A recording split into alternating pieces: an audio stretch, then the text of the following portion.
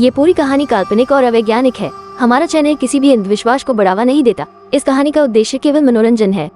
दोस्तों, आज आपको सुना रहा हूँ 5 दोस्तों की कहानी। रोहित, शुभम, किशन, राहुल और रिंकू। इन दोस्तों ने एक ट्रिप प्लान किया और अपनी गाड़ी में बैठ दिल्ली से उत्तराखंड के लिए निकल पड़े। गाड़ी रोहित ड्राइव कर रहा था और पांचों दोस्त मस्ती में अपने सफर को एंजॉय कर रहे थे। एक जगह उन्होंने एक अच्छे से रेस्टोरेंट में खाना खाया और फिर निकल पड़े अपनी मंजिल की ओर। उत्तराखंड के रास्ते में इन्हें एक जंगल से गुजरना था। जंगल के रास्ते बहुत टेढ़े मेढ़े और छोटे छोटे थे, पर गूगल मैप यहाँ इनका साथ दे रहा था। जंगल में चलते चलते वो अब एक घने जंगल में पहुंच गए थे। एक जगह आकर इन दोस्तों की गाड़ी फंस गई, क्योंकि आगे कोई रास्ता ही नहीं था और गूगल मैप उन्हें सीधा जाने के लिए कह रहा था। सभी दोस्त बड़े पशोपेश में पड़ गए कि अब करें तो क्या करें। तभी उन्हें एक कच्चा रास्ता दिखाई दिया, तो रोहित ने गाड़ी कच्चे रास्ते पर डाल दी और उसी पर वो चलने लगे। वो घने जंगल से निकल तो आए थे, पर इस कच्चे रास्ते पर गाड़ी बहुत ज्यादा तेज नहीं चल रही थी और इस रास्ते पर चलते चलते उन्हें रात हो गई। अब माहौल थोड़ा डरावना होने लगा था। जंगल होने के कारण ठंडक बढ़ रही थी और ठंडी ठंडी हवाएं चलने लगी। हल्की हल्की धुंध ने भी हवा में अपनी दस्तक दे दी थी। सभी दोस्त थोड़ा परेशान होने लगे थे कि तभी एक उम्मीद की किरण जगी और उन्हें साइकिल पर आता एक इंसान दिखाई दिया। रोहित ने गाड़ी उस इंसान के पास रोकी और पूछा, हेलो भैया, हमें हाईवे पर जाना है, क्या तुम हमें हाईवे का रास्ता बता पाओगे? हाँ, यहाँ एक पीछे से छोटा सा रास्ता जंगल की ओर से जाएगा, वो आपको हाईवे पर मिला देगा, उस आदमी ने कहा। ये सुनकर सभी दोस्तों का मुंह उतर गया, क्योंकि अभी वो उसी जंगल से किसी तरह से बाहर निकल कर आए थे और ये आदमी उन्हें फिर जंगल के रास्ते जाने के लिए कह रहा था। रोहित ने फिर उस आदमी से पूछा, ठीक है, हम उस रास्ते पर चले जाएंगे, पर यहाँ ज्यादा जंगली जानवरों का खतरा तो नहीं है ना? अरे नहीं, जानवर तो नहीं, पर इंसानों से बचकर रहना, वो जानवरों से ज्यादा खतरनाक हैं आजकल, उस आदमी ने जवाब दिया। जंगल के इन टेढ़े मेढ़े कच्चे रास्तों पर चलते चलते सबको नींद आने लगी थी, तो रोहित ने सोचा कि वो अपना मुंह धो ले ताकि उसको नींद न आए, क्योंकि उसको ही गाड़ी चलानी थी।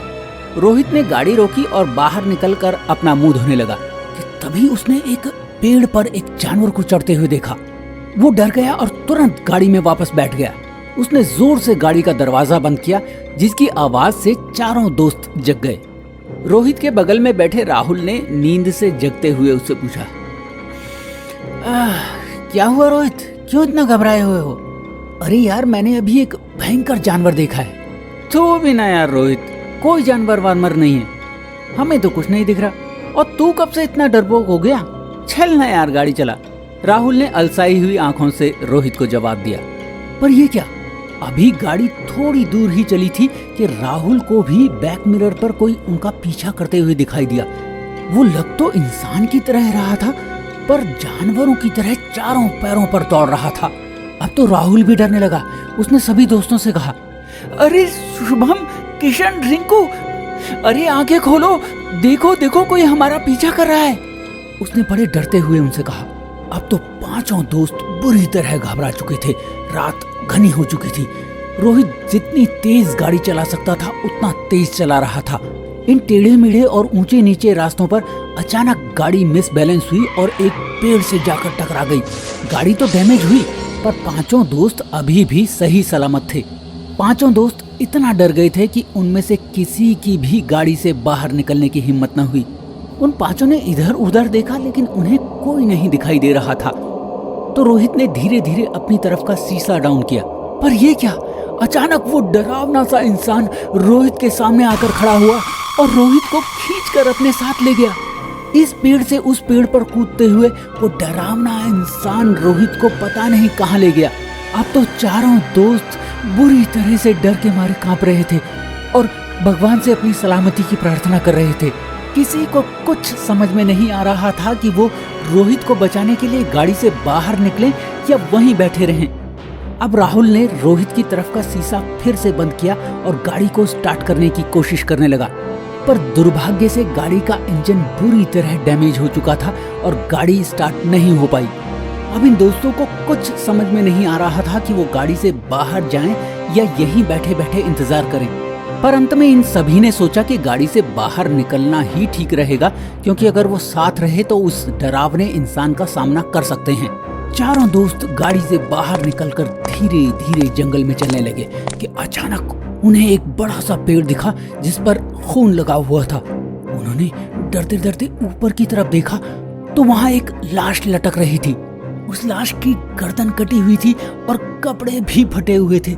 जब चारों दोस्तों ने गौर से वो कपड़े देखे तो राहुल का रोना निकल पड़ा और वो रोते रोते अपने दोस्तों से कहने लगा, ये हमारा दोस्त रोहित ही है, उस डरावने इंसान ने इसे मार डाला है। अब ये चारों दोस्त समझ चुके थे कि वो डरावना इंसान और कोई नहीं, एक आदमखोर था। उन्हें वो साइकिल वाला आदमी याद आने लगा जिसने कहा था कि जानवरों को छोड़ो, इंसानों से बचकर रहना। चारों दोस्त रोहित को याद करते हुए बड़े दुखी मन से आगे बढ़ने लगे कि अचानक उनके पीछे झाड़ियों से फिर आवाज आई, रुको, कहाँ भाग रहे हो? उन चारों ने पीछे मुड़कर देखा तो वही आदमखोर इंसान उनके पीछे खड़ा था। अब ये चारों दोस्त भागने लगे, लेकिन वो आदमखोर इनसे भी ज्यादा तेज दौड़ता था और टार्जन की तरह एक पेड़ से दूसरे पेड़ पर छलांग लगा सकता था। दौड़ते दौड़ते कब ये चारों दोस्त बिछड़ गए किसी को पता न चला। वो चारों अलग अलग दिशाओं में दौड़ रहे थे, पर किशन ने एक बड़े से पत्थर के पीछे अपने आप को छिपा लिया। थोड़ी देर इंतजार करने के बाद किशन जैसे ही अपने दोस्तों को देखने के लिए उस पत्थर के पीछे से निकला, उसने देखा कि वो आदमखोर उसके सामने खड़ा है।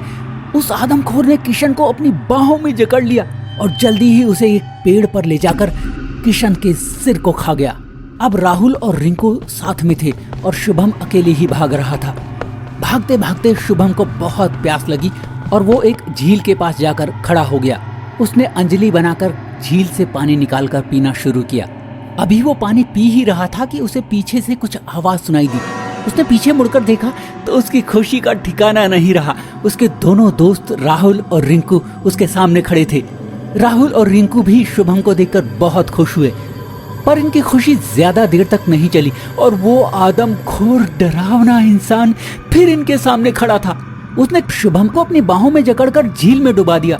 ये देख रिंकू और राहुल ने झील के पास पड़े बड़े बड़े डंडे उठाए और झील पर जोर जोर से वार करने लगे कि अचानक उन्होंने देखा कि झील से शुभम निकला, पर ये सिर्फ शुभम का सिर था। उसका नीचे का शरीर गायब हो चुका था। अब राहुल और रिंकू ने आओ देखा ना ताओ, वो दोनों वहां से भागने लगे और फिर वो डरावना आदमखोर इंसान उनका पीछा करने लगा। भागते भागते राहुल और रिंकू को झाड़ियों के बीच से एक लाइट दिखाई देने लगी। ये दोनों उस लाइट की ओर दौड़ रहे थे। अब राहुल को एहसास होने लगा कि आदमखोर पक्का उन दोनों में से एक को जरूर पकड़ लेगा।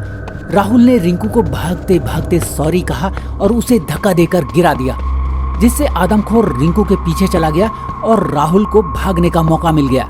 राहुल उस रोशनी का पीछा करते करते हाईवे पर पहुंच गया और एक गाड़ी से लिफ्ट लेकर वहां से निकल गया। तो दोस्तों, कैसी लगी आपको वीडियो? उम्मीद है मजा आया होगा। तो जल्दी से अपने दोस्तों के साथ शेयर करो और चैनल को जरूर सब्सक्राइब कीजिएगा। तो मिलते हैं अगली वीडियो में। बाय।